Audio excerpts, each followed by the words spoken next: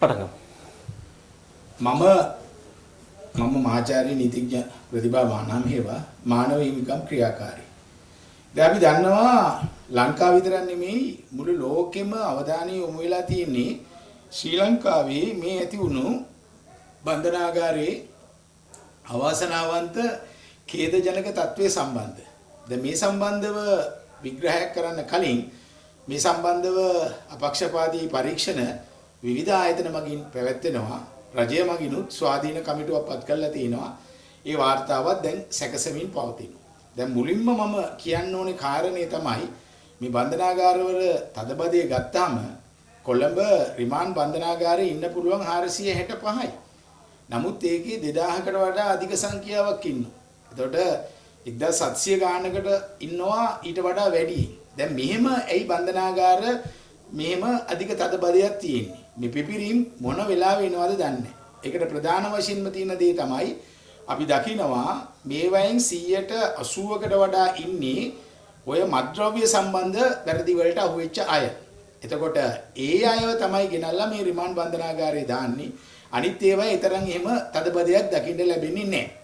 දැන් ඊට වඩා ඉන්නවා තව දඩ ගෙවන්න බැරි අය ඉන්නවා. එතනින් ගියාට පස්සේ අප සම්බන්ධ ඒවා හොයාගන්න බැරි අය ඉන්නවා. ඒ වගේ බන්ධනාගාර විවිධ ආකාරයට පිරීලා තියෙනවා. ඒතර මෙතන වැදගත්ම ප්‍රශ්නේ තමයි මට මතුවෙන දේ මේ කියන මත්ද්‍රව්‍ය සම්බන්ධව බන්ධනාගාරයේ තියෙන තදබදය අඩු කිරීමේදී අනිවාර්යයෙන්ම අවශ්‍ය වෙනවා මේකට අපරාධ නඩු විධාන සංග්‍රහයේ සංශෝධනයක් අවශ්‍ය වෙනවා. එතනින් ගියාට පස්සේ අවශ්‍ය වෙන මූලිකම කාරණයක් තියෙනවා. ඒක තමයි මේ විෂ මත්ද්‍රව්‍ය අබින් ඒ අන්තරාදායක සම්බන්ධ පනතේදී අර 54 වගන්තියෙන් ගොඩාක් වෙලාවට ඒවට ඒ කියන ග්‍රෑම් ප්‍රමාණයට වඩා තිබ්බොත් අනිවාර්යයෙන්ම ඒවට අප ගන්න බෑ. කලින් මහාධිකරණයෙන් ගන්න පුළුවන්. දැන් අභියාචන අධිකරණය දක්වා යන්න පුළුවන්. ඒ නිසා මේවායේ නීතිය සම්බන්ධයෙන් ගත්තොත් එක පැත්තකින් ප්‍රතිසංස්කරණය ඉන්න ඕනේ. අනිත් පැත්තෙන් ගත්තොත් පනත් වල ප්‍රතිසංස්කරණ අවශ්‍යයි. වර්ගීකරණය කරන්නේ ගොඩාක් වෙලාවට මේ රිමාන්ඩ් එකට එන ප්‍රිස්නර්ස්ලා ඔක්කොම එකට දාන්නේ. සැකකාරයෝ කියන්නේ ගෙවල් බින්දන අය පුළුවන්, කුඩු විකුණන අය, එතනින් ගියාට පස්සේ වෙනත් වැරදි කරන අය, ළමා අපයෝජන කරන අය, මේ සියලු දෙනා මේකට සංවිධානාත්මක පාතාල ගණය මේ ඔක්කොම එකතු වුණාට පස්සේ මේගොල්ලෝ සංවිධානය වෙලා මොන පැත්තෙන් මේවා නිම වේද කියලා කියන්න බෑ. ඉතින් ඒ නිසා මේ ප්‍රිසන් වල තියෙන තදබදය අඩු කිරීම සඳහා ජාතික ප්‍රතිපත්තියක් අවශ්‍යයි. දැන් හදාගෙන යනවා. අලුතෙන් ප්‍රිසන් නැති කරනවට වඩා ක්‍රමවේදී පද්ධතියක් ඇති කරන්න ඕනේ. මේවා කොහොමද වෙලා තියෙන්නේ? ඒ වගේම ප්‍රිසන් එක තුල ඉන්න සමහර ඉන්නවා නිලධාරීන් ඒ අතින් ගොඩක් වෙලාවට ජංගම දුරකථන ඇතුළේ යනවා. මත්ද්‍රව්‍ය වලට සම්බන්ධ වෙලා තියෙනවා. මෙකී නොකී විශාල ප්‍රමාණයක් තියෙනවා.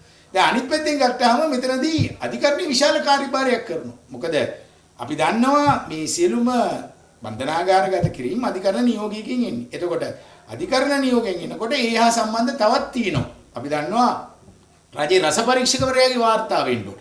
ඒනගන් නඩුව ගන්නේ නැහැ ගොඩක් වෙලාවට. එhmenan ඒගොල්ලෝ ඉන්නේ රිමාන්ඩ් එකේ. එතකොට වෙන රටවල නම් දිස්ත්‍රික්ක මට්ටමින් තියෙනවා. රජයේ රස පරීක්ෂකවරු ඉන්නවා. ඒවයි වාර්තා එනවා. අනිත් පැත්තෙන් ගියාම ගොඩක් වෙලාවට තියෙන අපහසුකම් තමයි මේ නඩු කල් යන. මේ දිගින් දිගටම නඩු කල් ගියාම මෙවැනි ගැටලු වෙනවා. ඒ නිසා අපි දන්නවා අද අධිකරණයේ ස්වාධීනත්වය කියන එක ඉතාම වැදගත් කාරණයක්. මේ වෙනකොට අලුතින් මයිස්ත්‍රාත්වරු බඳවාගෙන තිනවා. ඒක හොඳයි. කාර්යක්ෂමතාවය අතින් අපි මේක කොහොමද ඉදිරියට ගෙනියන්නේ? කාර්යක්ෂමතාවය අතින් ඉදිරියට ගෙනියන්න නම් මහජනතාව දීලා තියෙනවා මැන්ඩේට් එකක්. ඒ කියන්නේ මහජනතාව පාර්ලිමේන්තුවට තමන්ගේ පරමාධිපත්‍ය දීලා තියෙනවා. ඒතකොට පාර්ලිමේන්තුව මගින් තමයි මේ කියන සියලු කාරණා ඉටුවන්නේ. ඉතින් එතනදී අවශ්‍යම කාරණයක් තමයි අධිකරණවල දැන් විශාල වශයෙන්ම සාකච්ඡාවට බඳුන් වෙනවා ශ්‍රේෂ්ඨාධිකරණේ අභියාචනාධිකරණේ ඉන්න විනිශ්චයකාරවරුන්ගේ වයස දීර්ඝ කිරීම පිළිබඳ. ඒතර මේක පුළුල් සාකච්ඡාවක් අවශ්‍යයි, පුළුල් පැතිකඩක් අවශ්‍යයි. ඒ වගේම තමයි විවිධ ආයතන, විවිධ සංවිධාන, විවිධ සමාගම් විවිධ ආකාරයට ඒගොල්ලන්ගේ මත ඉදිරිපත් කරලා තිනවා. ඒවත් සැලකිල්ලට අරගනිමින් ඒ වගේම තමයි මෙතන වැදගත්ම කාරණය වන්නේ ජාත්‍යන්තරව කොහොමද මේක ක්‍රියාත්මක වන්නේ. දැන් වෙනත් රටවල ගත්තොත් අපි දන්නවා ඊස්ට් කැරිබියන් රටවල මේ රාජ්‍ය නායකයෝ කතා වෙනවා ඒගොල්ලන්ගේ ඉහළ අධිකරණවල මිනිස්සුන්ගේ වයස අවුරුදු 65 සිට 70 දක්වා වැඩි කරන්න. බංග්ලාදේශෙත් එහෙම කරා. ඉන්දියාවෙත් විශාල සාකච්ඡාවක් තියෙනවා ඒගොල්ලන්ගේ නීති සංගමය බා කවුන්සිල් එක 2022 සම්මත කර යෝජනාවක් තියෙනවා වයස වැඩි කරන්න, පරිණතභාවය, දීර්ඝ ආයු කාලය, ඒවත් එක්කම අසල නඩු ප්‍රමාණය ඉක්මනට කරන්න. ඒ වගේ විවිධ රටවල අපි ගත්තොත් සමස්තයක් ලෙස අපිට කියන්න පුළුවන් කාරණේ තමයි පොදු රාජ්‍ය මණ්ඩලීය රටවල් ගන්න. මේ පොදු රාජ්‍ය මණ්ඩලීය රටවල බහුතරයකම තියෙන්නේ සමස්ත වශයෙන්ම ඉහළ විනිශ්චයකාරවරුන් විශ්‍රාම ගන්න වයස අවුරුදු 70 දක්වා තමයි තියෙන්නේ. 71 72. ඒ වගේ එවැනි ආකාරයට අද ලෝකේ අලුතෙන් ක්‍රියාත්මක වෙනවා. ඒ වගේම තමයි මෙතනදී යම් කිසි ආකාරයකට විනිශ්චයකාරවරුන්ගේ විශ්‍රාම යන වයස දීර්ඝ කිරීමට අවශ්‍ය නම් ඒක දැන් පහළ තල ඉඳන් පුළුවන්. මහින්ද රජයේ යෝජනාවකුත් තියෙනවා. සියලුම අධිකරණවල විනිශ්චයකාරවරුන්ගේ වයස එම අවුරුදු 2කින් හෝ 3කින් දීර්ඝ කිරීම පිළිබඳ දැඩි සාකච්ඡාවක් තියෙන එක අවශ්‍යයි. ඒ නිසා මෙතනදී ඉදිරි එන තත්වයකදී අනිවාර්යයෙන්ම අපි දැකලා තියෙනවා වෙනත් රටවල මෙවැනි ආකාරයකට දීර්ඝ කිරීම වලට ගිහිල්ලා තියෙනවා. ඒ වගේම දීර්ඝ කරන්න ඕනේ කියලා සාකච්ඡා කරමින් පවතින රටවල රාශියක් තියෙනවා. ඒවත් ඒ යෝජනා ගේනවා. එතකොට මේ විනිශ්චයකාරතුමන්ලාගේ වයස දීර්ඝ කිරීම පිළිබඳව ගොඩක් අයගේ එහෙම අකමැත්තක් නැහැ. නමුත් මේ ක්‍රමවේදය ගැන ගොඩක් වෙලාවට ප්‍රශ්න කරනවා. සමහරවල් කියන එක දේශපාලන හේතු තියෙනවා. නමුත් විවිධ හේතු තියෙනවා. ඒ වගේම අනිත් විනිශ්චයකාරවරුන්ට අසාධාරණයක් වෙන්න පුළුවන්. එවැනි හේතු තියෙනවා. මේ සියල්ලම සලකා බලන්න පුළුවන්. ඒක සලකා බලමින් සමස්තයකට එන්න පුළුවන් කාරණේ තමයි ඉහළ අධිකරණවල ඉඳලා පහළ අධිකරණවල දක්වා ඒ සියලු විනිශ්චයකාරවරුන්ගේ වයස අනිවාර්යෙන්ම එහෙම වෙනස් කරනවා නම් ඒ අවස්ථාවට ඉඩ දෙන්න ඕනේ. මොකද ජනතාව මූලික වශයෙන්ම අපේක්ෂා කර දෙයක් තියෙනවා රජේ. ජනතාව අපේක්ෂා කරේ වංචා, දූෂණ, අල්ලස් වගේ ඒවායින් තොර සුපිලිපන් රාජ්‍ය සේවයක් හදන්න. ඒතකොට එහෙම රාජ්‍ය සේවයක් හදන ආයතන ඉතාම වැදගත්. අපි දන්නවා දූෂණ විරෝධී පනත යටතේ අල්ලස දූෂණ කොමිසම ඉතාම කාර්යක්ෂමව ඉතාම නිර්භයව ඒ රාජකාරී කරනවා. ඉතින් ඒක තමයි ජනතාව බලාපොරොත්තු වෙන්නේ. ඒ වගේම තමයි යම් අය විශාල වශයෙන්ම වැරදි කළා තියෙනවා නම් ඒ වංචාවල සම්බන්ධයෙන් ඒවා අධිකරණය වෙත ගිහිල්ලා තියෙනවා. අධිකරණය වෙත ගිහිල්ලා ඒවයින් යුක්තිය සම්බන්ධයෙන් අපි දන්නවා සැකකරෙන්න නඩු ඉවර වෙනතුරු සැකකරුවේ. ඉතින් මේ ආකාරයේ වශයෙන් යාන්ත්‍රණය ක්‍රියාත්මක කිරීම තමයි ජනතාව බලාපොරොත්තු වෙන්නේ. මූලික වශයෙන් මේ යාන්ත්‍රණය ඉදිරියට යන්න ඕනේ. ඉදිරියට යෑම තමයි ජනතා පරමාධිපත්‍යය කියන්නේ. ඒක ආණ්ඩුක්‍රම ව්‍යවස්ථාව තුළ තියෙනවා. ජනතාවගේ පරමාධිපත්‍යය පාර්ලිමේන්තුවට දීලා තියෙනවා. ඒ නිසා යම්කිසි අවස්ථාවක එහෙම යෝජනාවක් එනවා නම් ඒ යෝජනාව සමස්ත වශයෙන් සියලු දෙනාගේම අදහස් ලබා ගන්නවා. හැබැයි අවසාන වශයෙන් උත්තරීතර වන්නේ කවුද? ජනතාව.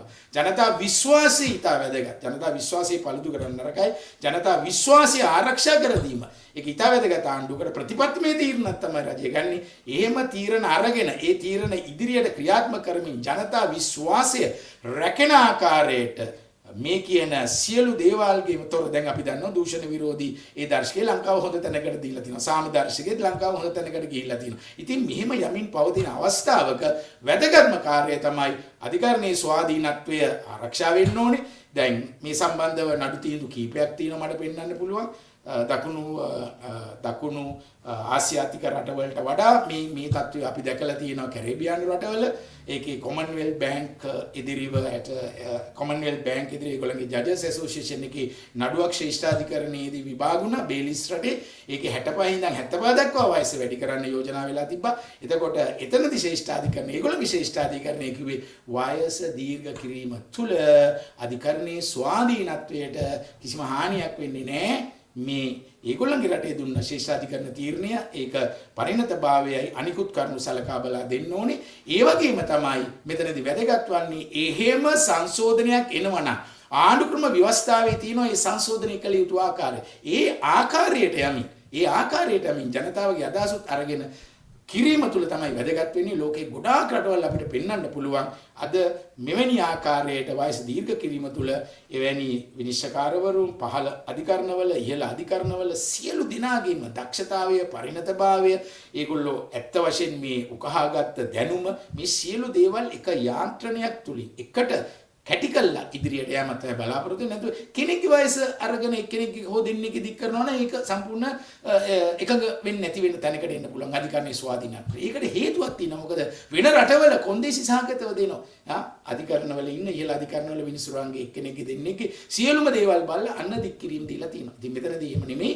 මෙතනදී අනිවාර්යයෙන්ම බලන්න ඕන දේ තමයි සියලු අධිකරණවල ඒ වයස දීර්ඝ කිරීම සම්බන්ධව රටවල් පරීක්ෂණ පවත්වනවා විමර්ශනය කළා තියෙනවා. ඒවෙන් පේන දෙයක් තමයි එම ලබා දී යුතුයි කියන එක පොදු රාජ්‍ය මණ්ඩලීය රටවල යුරෝපානු රටවල විශේෂයෙන් ඇමරිකානු එක්සත් ජනපදයේ ඒගොල්ලන්ගේ වයස සීමාවක් නැහැ. ඉතින් ඒ හින්දා අනිවාර්යයෙන්ම මේවට අලුත් අධිකරණ එන්න ඕනේ.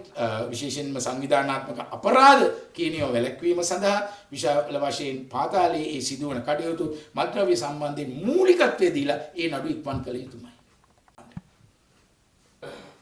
දැන් අපේ රටේ මිනිස්සු පසුගිය ඡන්දෙදි ජනවරම ප්‍රකාශය කළේ දූෂිතයන්ට එරෙහිව දඬුවම් දෙන්න කියලා. ඒකදී අධිකරණ පද්ධතියේ කාර්යක්ෂමතාවය අත්‍යවශ්‍යයි.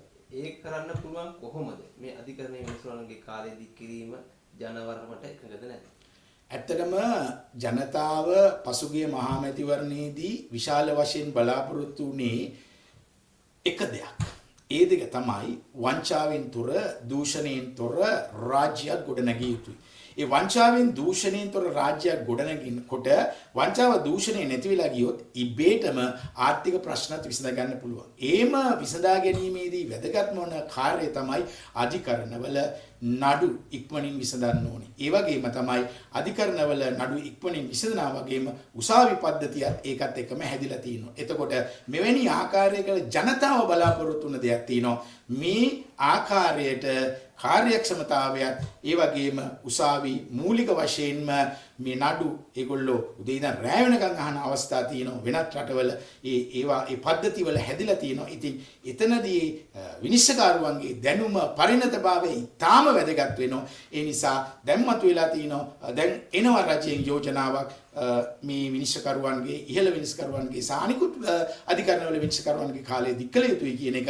එතකොට ඒක සෑම අධිකරණයකටම එන නිසා අපිට කියන්න පුළුවන් දේ තමයි මේ එන අර කාර්යක්ෂමතාවය ඒ වගේම ඒවා සොයා බලලා ඉතා ඉක්මනින්ම මේ නඩු විසඳීමේ ක්‍රමයේදී යම්කිසි ආකාරයක එවැනි ආණ්ඩු ක්‍රම ව්‍යවස්ථා සංශෝධනයක් එනවා නම් දික් කිරීම පිළිබඳ සහ අධිකරණ සංශෝධන පනත සහ අනිත් පනත්වලත් පහළ විනිශ්චයකාරවරුන්ගේ වයස් දික් කිරීම තුළ එයාට ලොකු විශ්වාසයක් ඇති වෙනවා ජනතාවට මේ යන කාර්ය පද්ධතිය ඒ ආකාරයෙන්ම දීර්ඝ වශයෙන් යයි. ඒ තුලින් තමයි රට ගොඩක් වෙලාවට සංවර්ධිත බවට පත් කරගන්න පුළුවන් කියන්නේ. ඒ වගේම දැන් මේ මිනිසුරුන්ගේ කාලය ගැන එදී විවේචන දේශපාලඥයෝ බහුතරයක් කරනවා.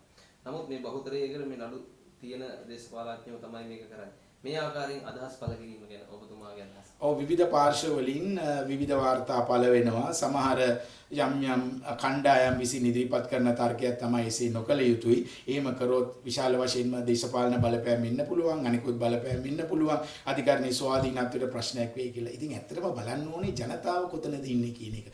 ජනතාවගේ විශ්වාසයක් තියෙනවා. ජනතා භාරය කියන එක ඉතාම වැදගත්. ඒ ජනතා විශ්වාසයත් එක්කම ජනතාව හිතනවා මේ ආකාරයෙන් වංචා දූෂණ වැළැක්වීම සඳහා ඉදිරි ආකාරයේ නීති ප්‍රතිසංස්කරණ ඇවිල්ලා ආර්ථික ප්‍රශ්න විසඳීම සඳහා අවශ්‍ය යාන්ත්‍රණයක් තියෙනවා. ඒ නිසා ඒ දෙස තමයි අපි බලන්න ඕනේ. ජනතාවගේ පරමාධිපත්‍ය කොහෙවත් කරන්නේ මේ හතරවෙනි ව්‍යවස්ථාව අනුව තියෙන්නේ. ශ්‍රී ලංකාවේ 1970 ආණ්ඩුක්‍රම ව්‍යවස්ථාව අනුව. ඒ නිසා ජනතාව තමයි අවසානයේ ඉහළින් ඉන්නේ. පළමුවත් ජනතාව, දෙවෙනුවත් ජනතාව, තෙවෙනුවත් ජනතාව. ජනතා හඬ තමයි ඉතා වැදගත් වෙන්නේ. විවිධ සංවිධාන, සංගම්, විවිධ ආයතන සහ විවිධ පුද්ගලයන්ගේ මතිමතාන්තර තියෙන්න පුළුවන්. ඒවත් සැලකිල්ලට ගත යුතුයි. ඒවා සැලකිල්ලට අරගෙන බහුතරයක්ගේ තීරණය කොහොමද දෙන්නේ? ඒක තමයි ප්‍රජාතන්ත්‍රවාදී. ඒක තමයි පාර්ලිමේන්තුව තුල රැස් වෙලා තියෙන්නේ. ඒවා නීත්‍යානුකූලව ආණ්ඩුක්‍රම ව්‍යවස්ථාව තුල කරන්න ඕනේ. එහෙම නැතුව ආවට ගියාට මේ කාරණේ කරන්න බෑ. එතකොට ආණ්ඩුක්‍රම ව්‍යවස්ථාවක් ඉදිරිපත් කිරීමේදී වැදගත් මොන කාර්යය තමයි ජනතාව. ඉතින් ඒක තැනකින් ඒක පටන්ගෙන යා යුතුයි කියන එක තමයි මම නම් හිතන්නේ.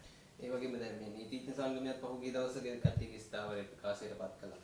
එතකොට දැන් මේක මහා සභාව මේක අනුමත වෙලත් නැහැ. එතකොට දැන් මේ ඔබතුමා මේක කොහොමද දකින්නේ? මේ තුලින් අපි දැක්ක ඉස්සර වෛද්‍ය නිලධාරීන්ගේ සංගමයේ පොහොර ප්‍රශ්නේ මැදිහත් කළා ලොකු ඇවිල්ලා එකද කීර්තිනාමිනේ තුන මේක මොන විදියට බලපායි ඉස්සරහ?